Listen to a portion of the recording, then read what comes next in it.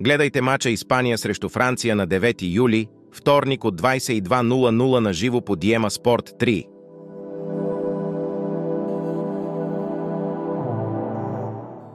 Испания идва след победа от 2:0 над Германия. Те записаха само поредни победи през миналите си 7 мача. За последно загубиха от Франция с 1:2 през 2021 година. Франция победи Португалия с 5:3 от Дуспи след нулево равенство. Те имат 2 победи от миналите си 6 мача. От последните им 6 срещи с Испания имат 2 победи, 1 равенство и 3 загуби. Базирано на статистиката ни, очакваме победа от Испания.